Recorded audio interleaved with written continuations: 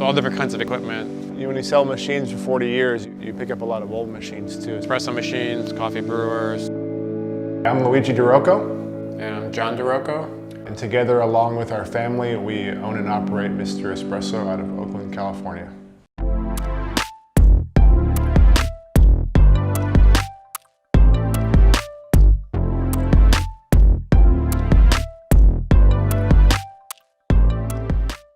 Our family immigrated here from Europe in the mid-1970s, and at the time my father was working as an elevator technician for Otis Elevators in San Francisco.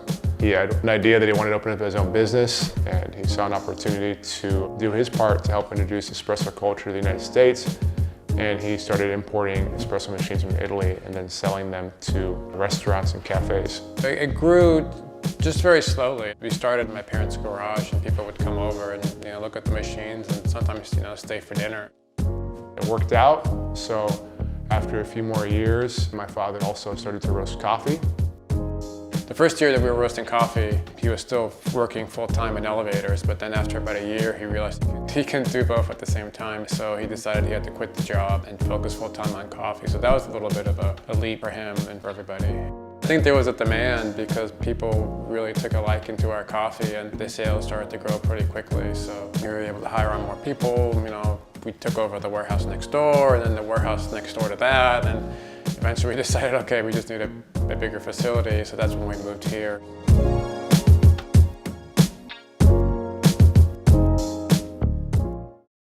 Oh yeah, so this is where we do the tasting and the quality control. For the production, we taste everything that gets roasted, and because most of what we sell are blends, we use the different components to create coffees. This is from an exporter that we've been working with from El Salvador. So we're building some shipments. We tasted 26 coffees, and from that he sent us 17 samples. We're gonna build a combination of 5 or 6 of these. Roast coffee is primarily roasted with natural gas. We started with wood because that was how my father learned how to roast coffee when he was in Italy, and we wanted to keep that as more of an artisanal way of roasting coffee. We're not smoking coffee, or we're not flavoring coffee. We don't think that the wood is imparting any particular flavor. You're not going to taste any woody notes or smoking notes. The difference between wood and natural gas is the moisture content of the wood. Natural gas is a very dry source of heat, so PG&E dries the gas before they send it through the pipes. Wood has about 15% moisture. Most of that moisture is being driven off at the beginning of the roast. It's also known as the drying phase, when you're taking coffee from about 11 to 12% moisture down to between 1 and 2% moisture. So by using a more humid source of heat, we're extending that drying phase. We think the coffee's a little bit more mellow and sweeter, a little bit rounder, but a little bit more body.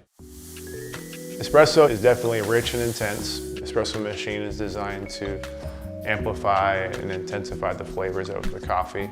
Those flavors should also sort of come in balance with each other. It should be concentrated, but at the same time it should be smooth and sweet. It's something to be enjoyed, in the moment and fairly quickly.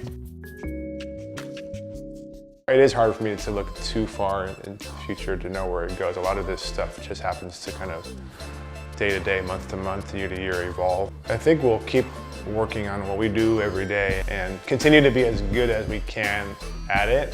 Yeah, definitely. Just continue to do what we're doing, but try to figure out how to keep doing it better all the time. It seems to keep us busy.